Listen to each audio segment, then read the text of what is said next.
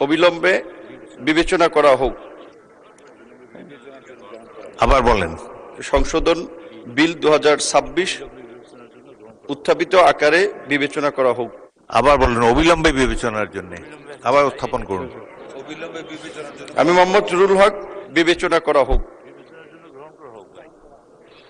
অবিলম্বে বিবেচনার জন্য গ্রহণ করা হোক। আমি এখন মাননীয় প্রবাসী কল্যাণ ও বৈদেশিক কর্মসংস্থান প্রতিমন্ত্রী নুরুল হককে সংসদে উত্থাপিত আকারে বৈদেশিক কর্মসংস্থান ও অভিবাসী সংশোধন বিল 2026 অবিলম্বে বিবেচনার প্রস্তাব উত্থাপনের জন্য আহ্বান জানাচ্ছি।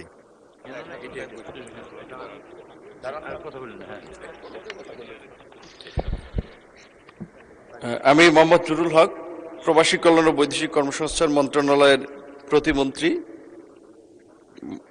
বৈদেশিক কর্মসংস্থান ও অভিবাসী আইন 2013 অধিকতর সংশোধন কল্পে আনিত বিলটি মহান জাতীয় বৈদেশিক কর্মসংস্থান ও অভিবাসী সংশোধন বিল 2026 অবিলম্বে উত্থাপিত আকারে অবিলম্বে বিবেচনা করা হোক।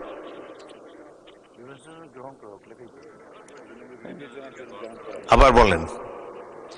আমি মোহাম্মদ জুরুল হক প্রবাসী কল্যাণ ও বৈদেশিক কর্মসংস্থান মন্ত্রণালয়ের প্রতিমন্ত্রী বৈদেশিক কর্মসংস্থান ও অভিবাসী আইন 2013 অধিকতর সংশোধন কল্পে আনিত বিলটি বৈদেশিক কর্মসংস্থান ও অভিবাসী আইন সংশোধন বিল 2026 উত্থাপিত আকারে বিবেচনা করা হোক।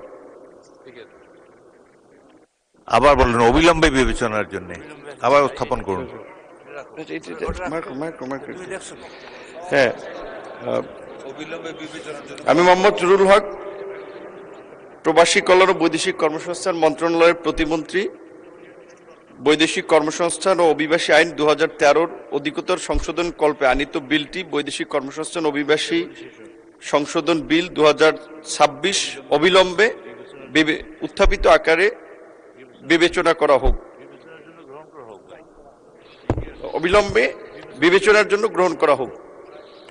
ধন্যবাদ মাননীয় প্রতিমন্ত্রী। সংসদের সামনে প্রশ্ন হচ্ছে সংসদে উত্থাপিত আকারে বৈদেশিক কর্মসংস্থান ও অভিবাসী সংশোধন বিল 2026 অবিলম্বে বিবেচনার জন্য গ্রহণ করা হোক। যারা এই প্রস্তাবের পক্ষে আছেন তারা হ্যাঁ বলুন, যারা এই প্রস্তাবের বিপক্ষে আছেন তারা না বলুন।